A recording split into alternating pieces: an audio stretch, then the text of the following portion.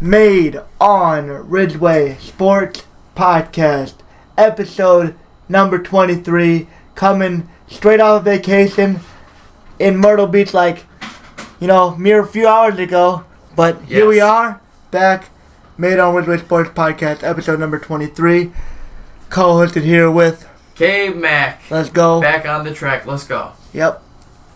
Starting off with some NBA and what's in the latest Summer League, the latest news, the latest unfortunate injuries that have occurred, and everything that has involved the Summer League thus far. Carter, what is your biggest takeaway from the Summer League this far? Really been seeing a lot of the top players that got picked doing really well. Some notable players for me would definitely be Banchero and Chet Holmgren for sure. Well, like what I've seen, obviously some flaws, but it just comes with time. But a lot of those players been getting shut down. Just they wanted to get the players' feet wet a little bit, see what they got, and then just let them rest and probably train the off season and get ready for a long season because a lot of these players have never experienced a season this long. So yeah. For me, definitely, I like what Holmgren has. Honestly, he's put up some good numbers when you look at it. Really don't like him in the interior. That's obviously been a flaw for sure, though. Yeah. But you can see the potential is there. He could be a really good player that stretches the floor, has some good playmaking ability, and can shoot a little bit if he can just get a good shot down and get a good stroke the next couple seasons. So potentially, but we'll see. It's all just a spring game, and I thought he did pretty all right.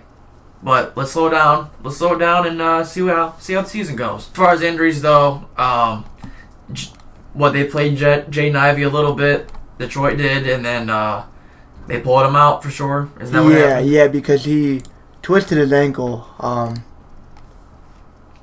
pretty sure he just twisted his ankle, but that wasn't enough for the Detroit Pistons to obviously protect their future point guard, and I think he's going to be amazing, so I'm glad that they pulled him because I want to see him do big things in Detroit. But, yeah, they just pulled him. Didn't want to play him anymore. Definitely the right call. Absolutely. And yesterday, Pelicans second-round pick E.J. Liddell suffered what looks to be a season-ending injury, if I'm not mistaken. Yeah, torn ACL, definitely out for the year. Tough break. Obviously, we are the biggest Michigan fans, but you'll never see us stoop that low, and to the fans that do on either side, you guys are just despicable, and that's all I'm going to say about it. But it's terrible, man. E.J. Liddell, obviously I didn't like him as a player. I never really liked his game at Ohio State. And when an Ohio State player is good, I'll give them their credit. Branham, I think he's going to be pretty good. But E.J. Liddell, I did not think he was going to be that well, but unfortunately, he doesn't get the chance to prove me wrong because he unfortunately tore his ACL and will be out for the year. A somber end to that, but hopefully he comes back strong and does big things and proves me wrong. But okay, bringing it back, I'm gonna talk about some guys that maybe you know from the Big Ten or just around the NBA that we are thinking has been playing good so far. So I'll start with Cassius Winston, who has been playing 28 minutes a game, scoring 11 points, shooting 60% from the field with 7 assists and 4 turnovers. So, not terrible. As I scroll down, Chet is shooting 46% from the field, 42% from 3, if I'm looking at that right. I am.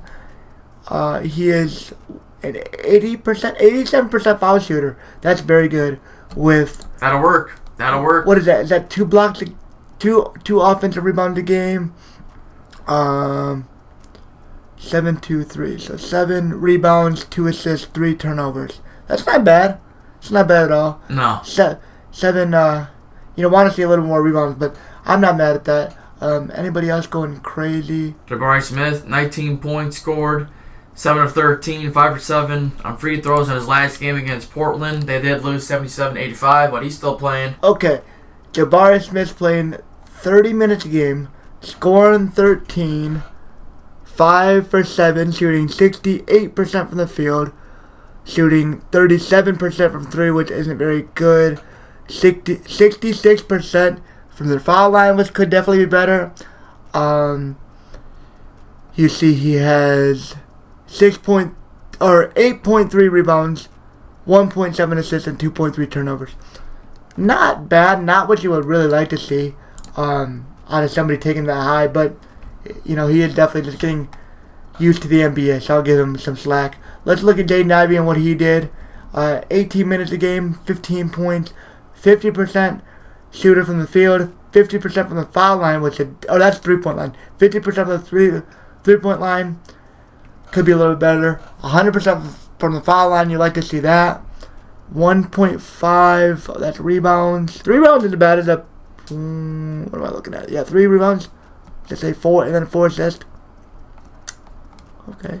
Because you still got to think, they still have Cade Cunningham there. I mean, he's not. Yeah. They're going to be playing together, so they're going to be sharing the ball pretty well. 4.5 turnovers is quite a bit.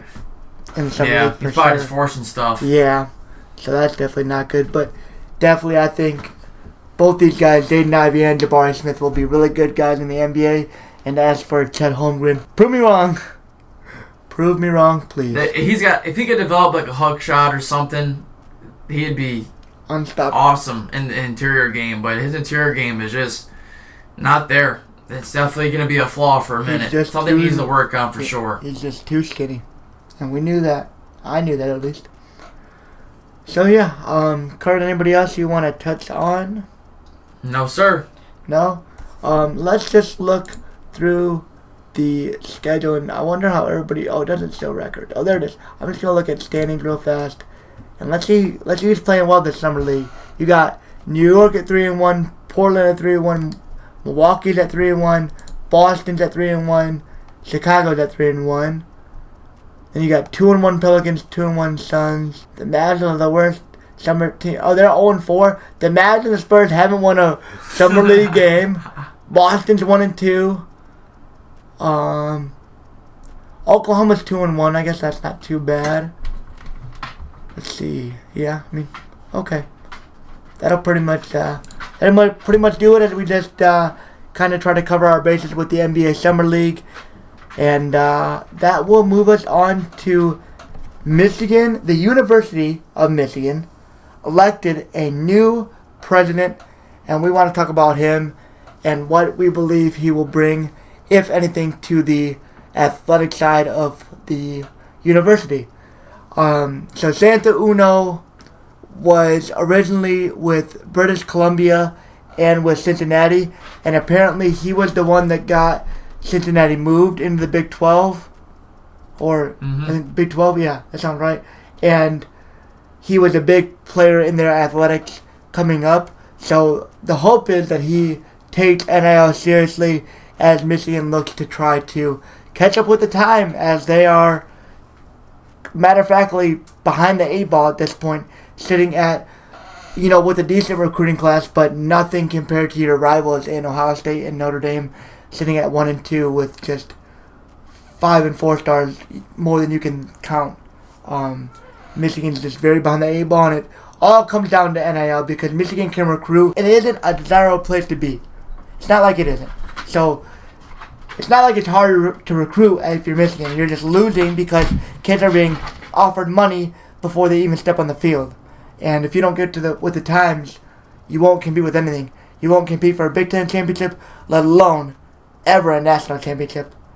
So, what do you think about the president? I know you were doing some reading on him. How do you feel about him? I feel he's going to come in with a little bit more of an aggressive approach. If we're going by what his quotes were saying, he's going to take great interest in the athletics, and he's going to do what he can to try to improve the team and the athletic department the best he can. Was able to bring Cincinnati from the ashes to actually making the playoffs. I mean that in itself is just something crazy to think about. Yeah, absolutely. Willing to not go the traditional route like how we've been doing, because we are getting behind. We gotta catch up, because the 2023 recruiting class is not looking good. 36th as it sits right now. I mean, this is the time to go in aggressive because this should have been the year we should be near the top. We should be 1, 2, or 3 right now. We did it last year, so this is the chance to do it again. Yeah, we should have. That this team is ready to go. This team should have recruited way better already.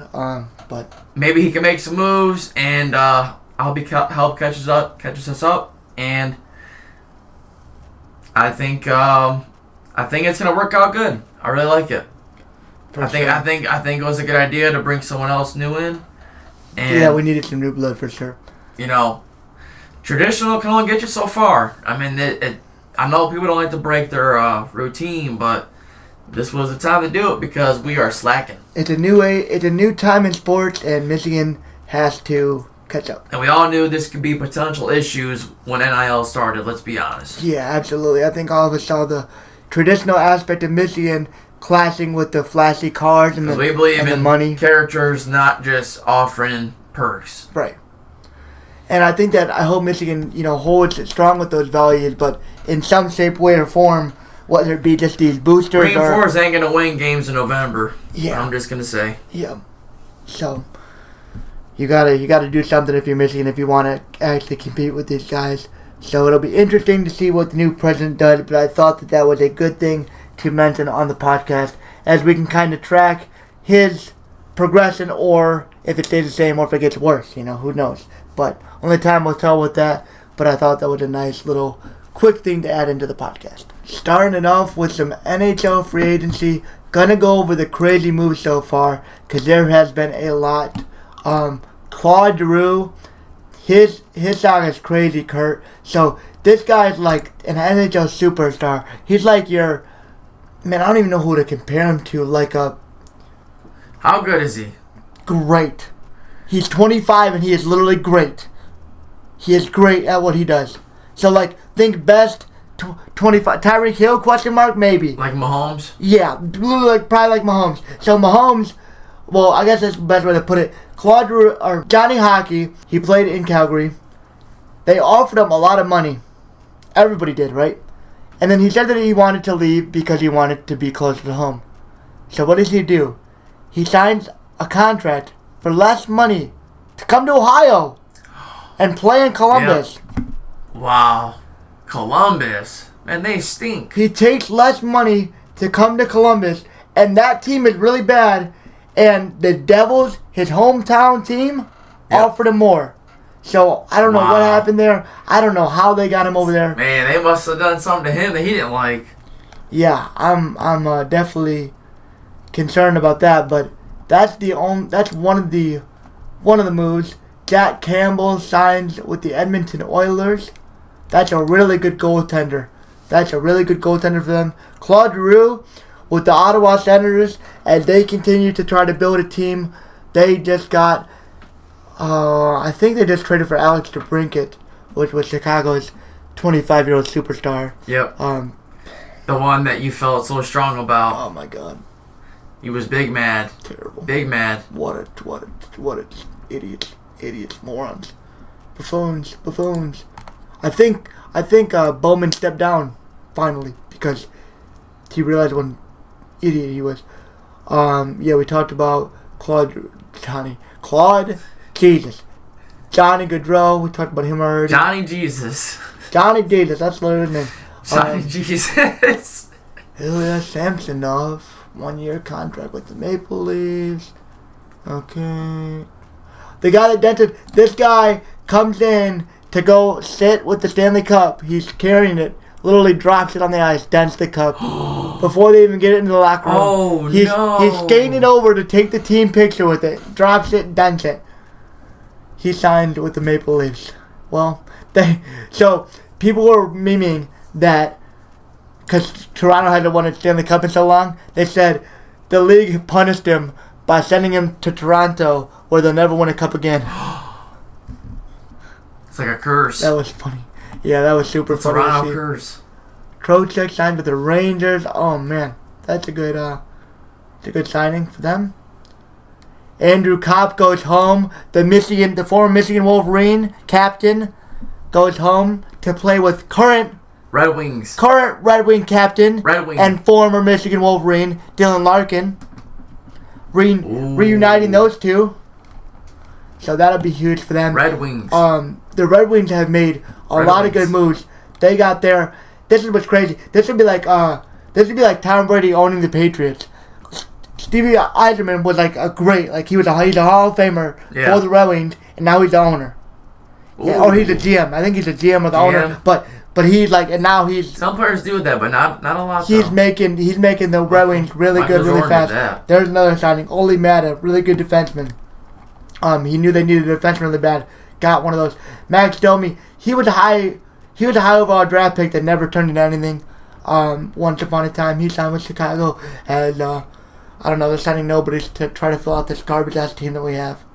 Andres Athanassiou. Makeiv's pretty good still. I like Makeiv. He gets 4 years at $19 million to go to the Canucks from the Toronto Maple Leafs.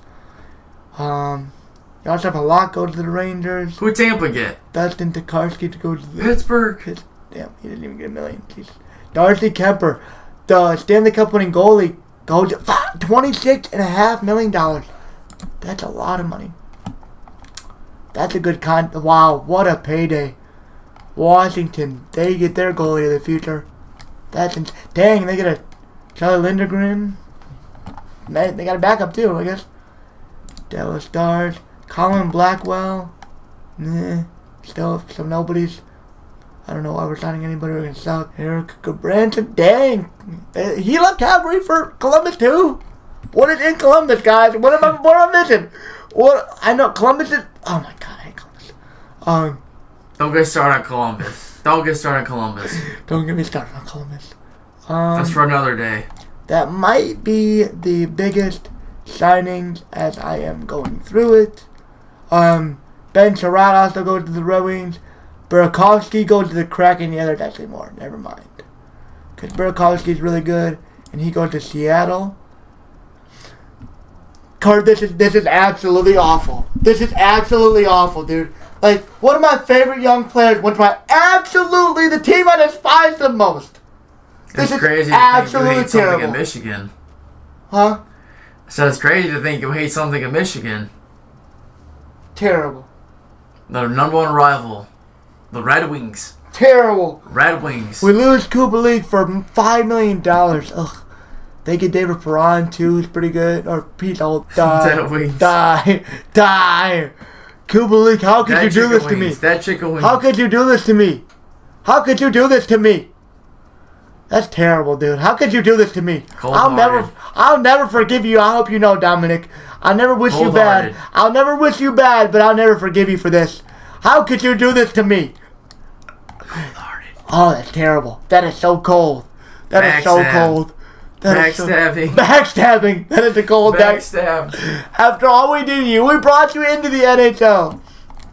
We made you. We made you. Ryan Strome goes to Anaheim from New York. That's a good signing for them. Tampa losing arguably one of their best players. Best young players. 5 years, $30 million to the Devils. So they miss out. Ooh. They miss out on Johnny Hockey. Ooh. But they get a solid player instead in Palat. Dylan Strome went to the Capitals. All the good hockey players that we ever have is leaving. Like, this is awful. I'm so angry. And that will do it. What a just slap in the face, ending it off with seeing Dylan Strome signed with the Capitals. Great. Chicago's gonna suck. I'm done talking about hockey.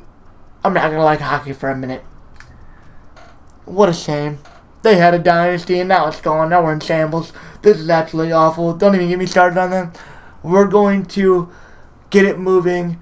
And I'm going to talk about something that is very near and dear to my heart for this last topic. Now, we're going to talk about not the greatest quarterback of all time, but top quarterbacks right now. You guys can say whatever you want. Tom Brady's the greatest quarterback of all time, and there's no comparison. And for all of you dummies, for all of you morons that even think Tom Brady and Aaron Rodgers, because me and Kurt were talking about this off the show. Kurt, give me your top three, and I'll give mine. The top three quarterbacks in the league right now. Yep. Number 1. Tom Brady is number 1 for sure. Number 2 to me right now would be Patrick Mahomes. And then for number 3, I got Aaron Rodgers. Aaron Rodgers for me is top 3, back-to-back MVP seasons. His numbers are great in the regular season, but in the postseason, the man folds like a lawn chair. Yeah, absolutely. His records, his win-loss records have not been good since that Super Bowl in 2010. A lot of his wins were very fluky. I mean, he beat Joe Webb, Kirk Cousins. He didn't really have to beat anybody, and he lost back-to-back seasons in the playoffs the past 2 years, and first seed, and 2011 they lost to the Giants, they lost to the Niners multiple times, and I actually believe he's 1-4 NFC Championship games, 1-4. Wow. Yeah, that's pretty bad. He's lost to the Bucks, the Seahawks, a couple other teams. Yeah. For my top 3, I would obviously go with Tom Brady, greatest of all time. Don't even talk about it. It's not even a question. I don't want to hear about anybody else. It's not even close. He's on a different planet. He's 3 million light years ahead of Aaron Rodgers, who I'm going to put at 2. And then number 3, I like Patrick Mahomes a lot. I like Josh Allen as a prospect as well. A lot. I think he's going to be great. So 3A, 3B for me is like Mahomes and Allen is who I would really put there right now. That's crazy. That's wild. I mean, Mahomes is good, but I can't say no to 2 Super Bowls and like 3 AFC Championship game appearances. That's what I mean. I can't either, but I like Josh Allen's potential. And with that trash defense. Right. I agree. He stuck in that trash Chiefs defense to the Super Bowl twice, and a third time in the championship game. Right. I agree. He's great, and I think they're both great in their own rights. So you think Allen can be better than Mahomes then? Potentially. Is that what you're saying? Potentially. But, like, you could... The debate was... But, like, it'd be like talking about Lamar. It's like... Because Patrick Mahomes is better at running, but what if Josh Allen is a quarterback that can go 40-10? What do you mean? What if he's a quarterback that can throw 40 touchdowns and...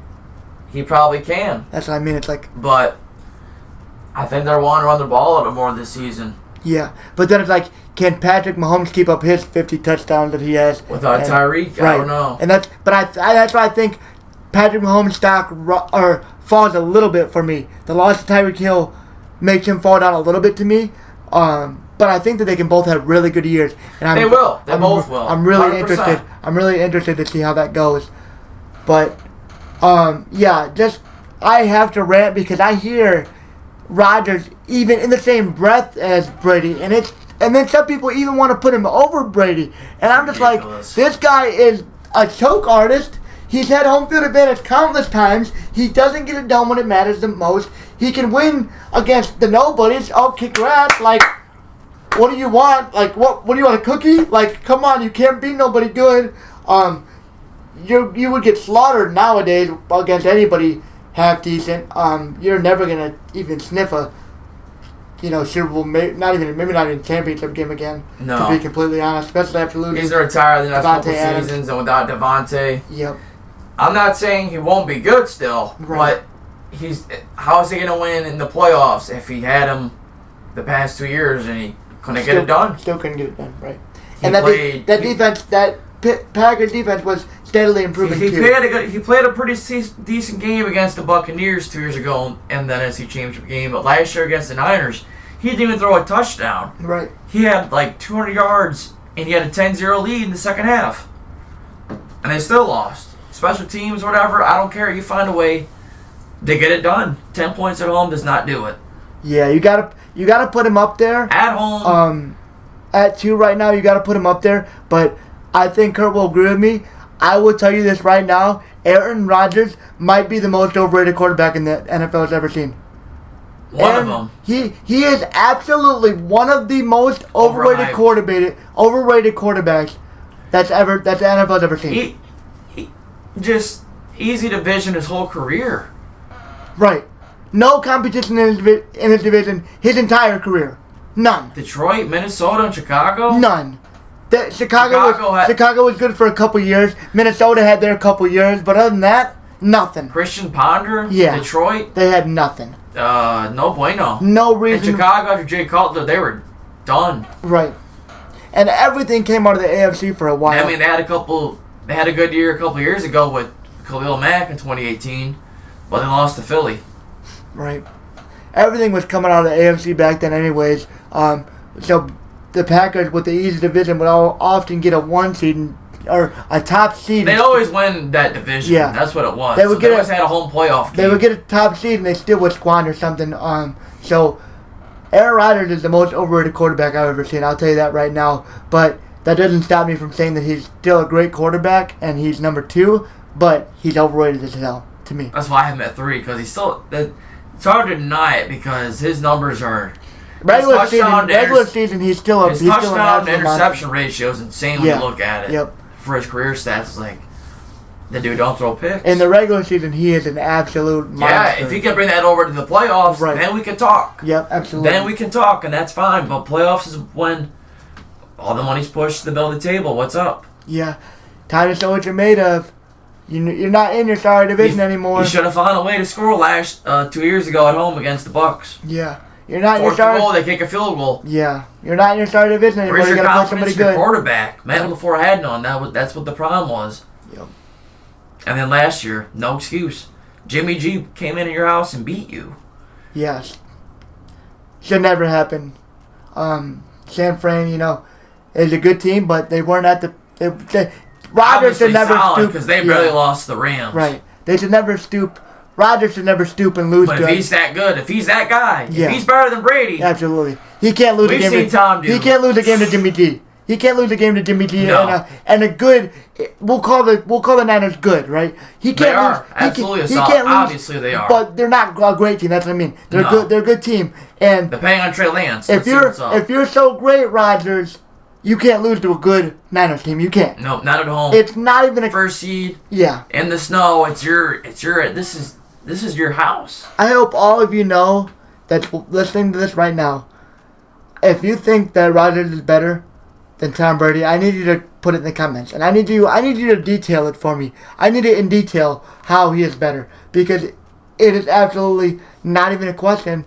And to be honest, I think that was a good show. I think that'll be it. I liked it. I like ending it off on that, on a high note. Brady's the GOAT and always will be.